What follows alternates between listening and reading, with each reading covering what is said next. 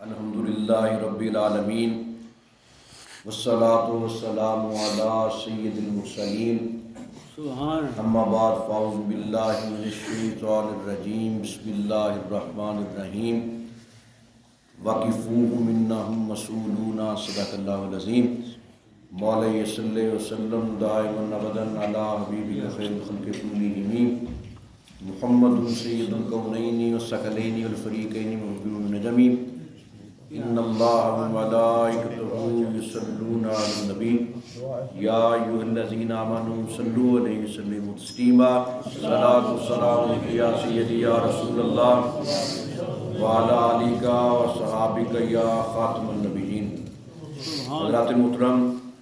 اللہ رب العزت کی پاک بارگاہ میں التجا ہے خالق کریم جمعہ المبارک کی ہم سب کی حاضری اپنی پاک بارگاہ میں قبول فرمائے۔ اللہ رب العزت نے ہم سب کو رجب شریف کا مبارک پاکیزہ طیب و طاہر مہینہ عطا فرمایا۔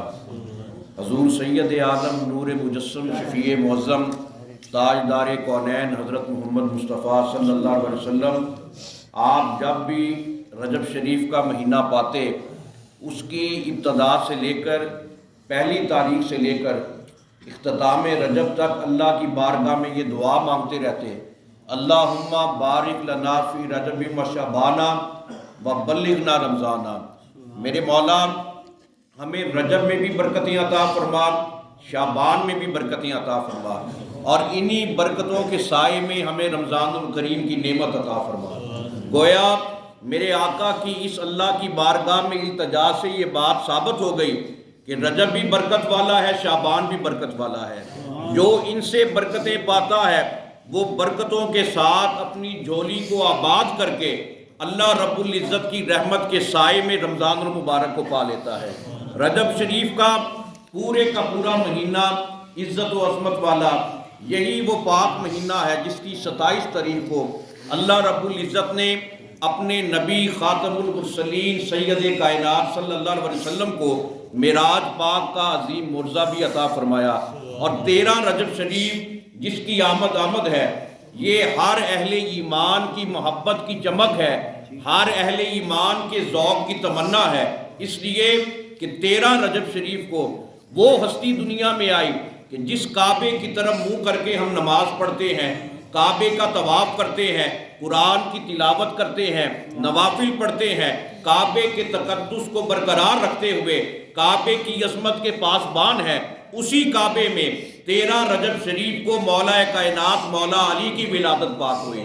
اور یہ آپ کا شرف ہے، یہ آپ کا خاصہ ہے، کسے را میسر نہ شدی سعادت بکعبہ ولادت بمسجد شہادت، کہ کسی کو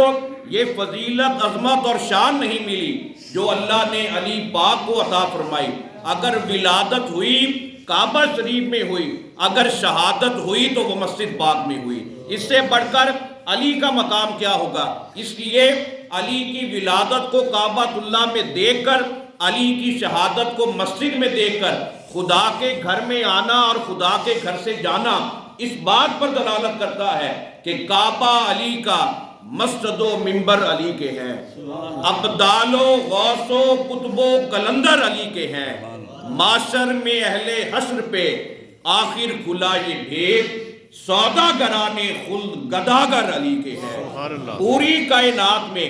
ازل سے لے کر ابد تک ارض و سما کی ساری رنگینیوں میں اللہ نے اس بات کو پنہا کر رکھا ہے کہ پوری کائنات پر یہ آشکار ہو گیا کہ کعبے میں آنے والا کوئی معمولی ہستی کا مالک نہیں، یہ مولود کعبہ ہے، وارث کعبہ ہے، محافظ کعبہ ہے۔ جب بھی کعبے پر کوئی مشکل وقت آئے گا، جب بھی دین کی ناموس کا مسئلہ آئے گا، جب کی شریعت کی پاسداری کا موقع آئے گا، اگر کوئی تلوار لے کر نکلے گا وہ علی کی پاک ذات ہوگی۔ اسی لیے میرے آقا کریم صلی اللہ علیہ وسلم نے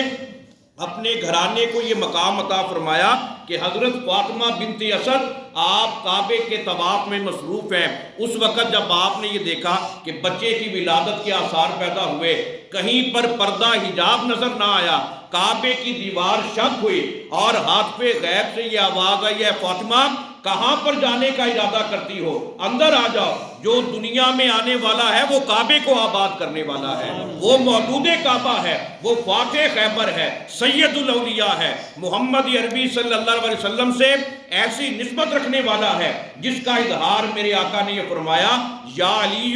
لحمو کا لحمی جسمو کا جسمی، اے علی تیرا گوشت میرا گوشت ہے، تیرا جسم میرا جسم ہے۔ اب یہ انفرادی فضیلت ملی ہے، میرے آقا نے علی پاک کو عطا فرمائی، اور میرے آقا کریم صلی اللہ علیہ وسلم اپنے غلاموں کو قیامت کے بارے میں آگاہ فرما رہے تھے کہ قیامت والے دن یہ بھی ہوگا، یہ بھی ہوگا۔ جبریل حاضر ہوئے، عرض کرتے ہیں آقا اپنے غلاموں کو یہ فرما دیجئے، وَقِفُوهُمْ إِنَّهُمْ مَسْئُولُونَ، انہیں کھڑا کرو، ان سے پوچھا جائے گا۔ یہ قیامت کی منظر کشی ہے۔ حضرت ابو سعید خدری اور حضرت عبداللہ ابن عباس نے عرض کی آقا کیا پوچھا جائے گا؟ اس وقت تو ہر بندے کو اپنی پڑی ہوئی ہوگی۔ اس وقت میرے آقا نے یہ فرمایا اللہ اصل میں اس وقت یہ پوچھے گا وَقِفُوهُمْ إِنَّهُمْ مَسْئُولُونَ عَنْ وِلَایَتِ عَلِیٍّ وَوِلَایَتِ اہل بیت، انہیں کھڑا کرو، ان سے پوچھا جائے گا علی کی ولایت کے بارے میں، اہل بیت کی عظمت کے بارے میں، کہ دنیا میں تمہیں اہل بیت کا گھرانہ ملا تھا، علی کی شان کو تم نے سمجھا کہ نہیں سمجھا، علی کے مقام کو سمجھا کہ نہیں سمجھا۔ اس وقت پل صراط پر ہمارا گزرنا محال ہو جائے گا جتنی دیر تک ہم سے علی کی ولایت کے بارے میں نہیں پوچھا جائے گا، حسن کی سیادت کے بارے میں نہیں پوچھا جائے گا، پنجتن پاک کی توقیر اور طہارت کے بارے میں نہیں پوچھا جائے گا۔ اب یہ قرآن کی نص سے یہ بات ثابت ہے، مفسرین امت نے اس بات کو واضح کر دیا کہ پل صراط پر جہاں پر خدا کی توحید کا بھی منظر ہوگا، میرے نبی کی نبوت کا بھی چرچا ہوگا، ساتھ ہی یہ پوچھا جائے گا علی کو امام الاولیاء مانتے تھے کہ نہیں مانتے تھے، علی کے بارے میں کیا کہتے تھے، اہل بیت کے بارے میں کیا کہتے تھے۔ اگر گزرنے والا اہل بیت کا غلام ہوگا اس کے لیے پروانہ نجات ملے گا، اور وہ ایسی آسانی کے ساتھ پل صراط کو پار کر جائے گا کہ اس کے بدن کے ہر ٹکڑے سے یہ صدا آئے گی، میرے چمن میں الہی وہ انقلاب آئے کہ ہر پھول سے خوشبوئے بو تراب آئے۔ نعرہ تکبیر، الک نعرہ حیدری، نعرہ غوثیہ، آستانہ علیہ غوثیہ قادریہ مصطفیہ۔ تو امام شافعی اس آیت مقدسہ کو نقل کرنے کے بعد یہ نتیجہ اخذ کرتے ہیں کہ جس کی ولایت کا، جس کی محبت کا، جس کی عظمت کا پل صراط پر سوال ہوگا، میدان معاشر میں سوال ہوگا، اگر کوئی بندہ اس کی عظمت و شان سے غافل رہے تو یہ اس کی بد نصیبی ہے۔ جو دنیا میں علی کو جان گیا، علی کو پہچان گیا، علی کو مان گیا، وہ کائنات کی ساری نعمتیں پا گیا۔ جو اس کے دامن محبت سے دور رہا وہ اللہ کی رحمت سے محروم رہا۔ ہم اپنے دامن مراد پر کیوں نہ ناز کریں کہ اللہ نے ہمیں علی پاک کی غلامی عطا فرمائی۔ میرے علی، آپ نے ایک مرتبہ حضرت بلال کو یہ حکم دیا، بلال جاؤ بازار میں، خربوزوں کا موسم ہے، خربوزے آئے ہیں وہ لے کر آؤ۔ حضرت بلال لے کر آئے، جب انہوں نے علی پاک کی بارگاہ میں پیش کیے، جب آپ نے کاٹا اور اسے منہ میں رکھا تو آپ یہ فرمانے لگے یہ تو بڑا بد مزہ ہے، یہ تو کڑوا ہے۔ آپ نے یہ فرمایا باقی لے جاؤ اور اسے واپس کر آؤ۔ پھر آپ نے حضرت ابو ہریرہ کو، حضرت انس بن مالک کو مخاطب کر کے یہ اعلان فرمایا، یا ابو الحسن ان اللہ تعالی آقازہ حبا کا علی البشری والشجری فمن اجابا الہ حبی کا عذابا و تابا ومن لم یجب الہ حبی کا خبسا و مرہ۔ آج خربوزے کا ٹکڑا کھانے کے بعد مجھے اپنے آقا کا فرمان یاد آ گیا۔ میرے نبی نے یہ فرمایا، اے علی، اللہ نے تیری محبت کو ہر درخت کے سامنے رکھا، ہر پھول کے سامنے رکھا، ہر بندے کے سامنے رکھا۔ جس نے تیری محبت کو قبول کر لیا وہ شیریں بن گیا، پاکیزہ بن گیا۔ وَمَن لَّمْ يُجِبْ إِلَىٰ حُبِّكَ خَبَثَ وَمَرَّ۔ جس نے تیری محبت کا انکار کیا وہ بد مزہ اور کڑوا بن گیا۔ اس لیے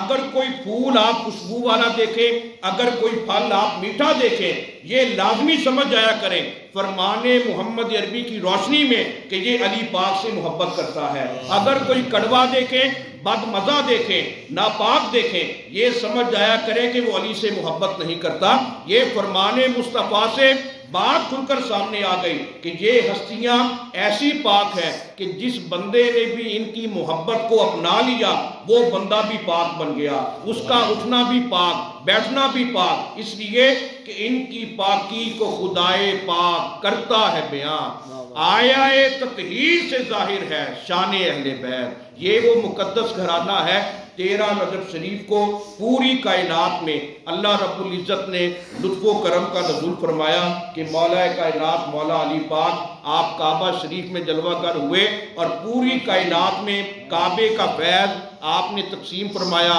کعبے کے خدا کا پتہ دیا، اور آپ نے یہ فرمایا اے لوگو، علی جب بھی کلام کرتا ہے محمد عربی صلی اللہ علیہ وسلم کے فیض نبوت کی تاثیر علی کے فیض امامت میں ایسی ظاہر ہوتی ہے کہ علی کی زبان کھلتی ہے، حکم محمدی سے کھلتی ہے۔ جب میرے آقا کا حکم ہوتا ہے علی پھر زبان کھولتا ہے، اور یہ اسی زبان کا اثر ہے۔ سلونی سلونی اما دون العرشی، مجھ سے پوچھو جو کچھ عرش عظیم کے نیچے ہے، مجھ سے پوچھو جو کچھ زمین کے نیچے ہے، مجھ سے پوچھو جو کچھ آسمان سے اوپر ہے، جو کچھ آسمان کے نیچے ہے۔ اب کتنی عجیب بات ہے، ایک غیر مسلم کھڑا ہوا کہنے لگا اے علی آپ نے زمین کا بھی کہہ دیا، آسمان کا بھی کہہ دیا، آپ بتائیے تو صحیح کیا آپ نے کبھی رب کو بھی دیکھا ہے؟ حضرت علی نے مسکرانا شروع کر دیا، آپ نے یہ فرمایا مجھے قسم ہے رب ذوالجلال کی، علی اتنی دیر تک دوسرا سجدہ نہیں کرتا جتنی دیر تک پہلے خدا کو نہیں دیکھ لیتا۔ نعرہ تکبیر، نعرہ رسالت، نعرہ حیدری، نعرہ حیدری، نعرہ غوثیہ، آستانہ عالیہ غوثیہ قادریہ مصطفیہ۔ تو یہ ہے آپ کی عظمت و شان کہ جو سجدہ ہی تب کرے جب تک خدا کا جمال نہ دیکھ لے، تو اس کی عظمت و شان کا عالم کیا ہوگا۔ اس لیے ہم تمام پیر بھائی خوش نصیب ہے، اللہ کا شکر ادا کرنا چاہیے کہ خالق کریم نے ہم سب کو پرچن پاک کی محبت عطا فرمائی۔ حضور قبلہ عالم مرشد کامل پیر سید محمد مصطفیٰ شاہ میلانی قادری المعروف حضرت پیران پیر پوترا رحمۃ اللہ علیہ، آپ کی چوکٹ پاک سے ہم سب وابستہ ہیں، تو اپنے مرشد کامل کی نسبت پر ہمیشہ ناز کرنا چاہیے، فخر کرنا چاہیے، اور کامل مرید کی پہچان یہ ہوتی ہے کہ وہ اللہ رب العزت کے شکر کے ساتھ ساتھ ہر سانس میں اپنے مرشد کا بھی شکر ادا کرتا ہے کہ میں اس قابل نہیں تھا، جو اللہ کی مجھ پر کرم نوازی ہے یہ مرشد کامل کا صدقہ ہے، پھر اللہ اس پر اپنی رحمت کے کرم کے دروازے کھول دیتا ہے۔ اس لیے ہمیں اپنی اس نسبت پر اللہ کا شکر بھی ادا کرنا چاہیے، اور اپنے مرشد کامل کے صدقہ سے اپنے گناہوں کی معافی مانگنی چاہیے، توبہ استغفار کرنا چاہیے۔ حضرت مولا علی پاک یہ فرماتے ہیں جو بندہ یہ چاہتا ہے کہ اللہ اس سے گفتگو کرے، اللہ اس سے کلام کرے، وہ دن میں 5 وقت نماز پڑھے، اسے یہ لگے گا اللہ اس سے کلام کر رہا ہے، وہ اللہ سے گفتگو کر رہا ہے۔ تو یہ آپ کا انداز خشیت ہے، آپ کا انداز محبت ہے۔ اس لیے حضور قبلہ عالم پیر محمد مصطفیٰ گیلانی نے بھی اپنی پوری زندگی اللہ کی اطاعت کا، کملی والے کی محبت کا درس عظیم دیا۔ ہمارا بھی حق بنتا ہے کہ ہم اپنے دلوں کی ویرانی کو عشق مصطفیٰ کے نور سے دور کریں، اللہ کی اطاعت کا پیکر بنے، عاجزی اور انکساری کا نمونہ رب العالمین کے دربار میں پیش کریں۔ اللہ رب العزت کی پاک بارگاہ میں التجا ہے خالق کریم 13 رجب شریف کا صدقہ ہم سب کے تمام گناہ معاف فرمائے، مرشد کامل کی محبت، فیض اور نسبت کی خیرات ہم سب کی جوڑیوں میں عطا فرمائے۔ وما علینا الا البلاغ المبین۔